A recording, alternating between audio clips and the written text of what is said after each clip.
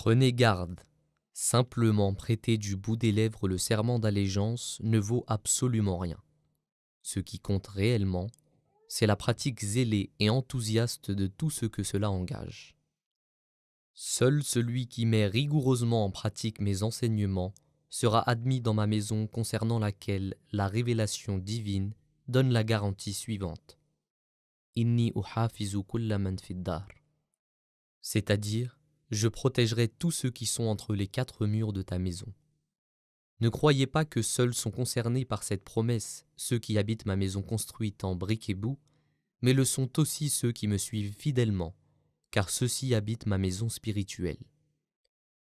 Si vous désirez me suivre, il est essentiel que vous sachiez avec certitude que vous avez un Dieu créateur et soutien de toute existence, tout-puissant, et dont les attributs sont éternels et immuables.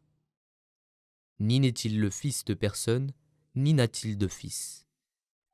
Éprouver la souffrance, être susceptible de subir la mort par crucifixion, ou autrement, lui sont totalement étrangers. Il est éloigné mais proche, il est proche mais éloigné. Il est un, mais ses manifestations sont multiples. À ceux qui réforment leur vie, il leur révèle une nouvelle manifestation de lui-même, ou en d'autres termes, il devient un nouveau Dieu pour eux, et il les traite d'une nouvelle manière. Ils perçoivent une transformation en Dieu selon la mesure du changement qu'ils opèrent en eux-mêmes. Mais à vrai dire, Dieu ne peut subir aucun changement, car il est éternellement immuable et parfait en ses attributs.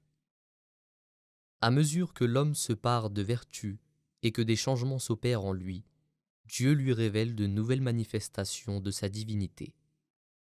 S'il se réforme de façon radicale, alors Dieu le Tout-Puissant lui révélera des manifestations extraordinaires de sa puissance. Voilà la source d'où jaillissent les signes et miracles. Tel est le Dieu que présente notre communauté. Croyez en lui et accordez-lui préséance sur vous-même, sur votre bien-être et sur vos relations. Soyez courageux et faites montre de sincérité et de loyauté sur sa voie. Ne préférez pas le monde, ses ressources ou vos proches à lui, mais préférez-le à toute autre chose, afin qu'au ciel vous soyez du nombre de ceux inscrits dans sa communauté. Dieu a de tout temps manifesté sa miséricorde. Si vous voulez en jouir, faites en sorte que rien ne vous sépare de lui, que votre volonté se soumette entièrement à la sienne, et que vos plaisirs et désirs s'identifient complètement aux siens. Quelles que soient les circonstances, réussite ou échec, demeurez toujours prosternés devant le seuil de son trône, afin qu'il accomplisse ce qu'il souhaite. Si vous le faites, ce Dieu qui vous a pendant si longtemps caché sa face se manifestera en vous. Y a-t-il quelqu'un parmi vous qui puisse observer ses ordonnances, s'efforcer de lui plaire et être satisfait de son décret? Lorsque le malheur vous frappe, avancez vers lui avec encore plus de rigueur et de conviction, car c'est le seul moyen dont vous disposez pour progresser. Déployez tout ce qui est en votre pouvoir pour établir son unicité sur la terre. Faites montre de bonté et de miséricorde envers ses créatures. Ne leur faites aucun mal, que ce soit avec votre langue, vos mains ou par quelque autre moyen. Et œuvrez à promouvoir leur sort. N'agissez pas de façon orgueilleuse avec personne, même s'il est votre subalterne ou serviteur.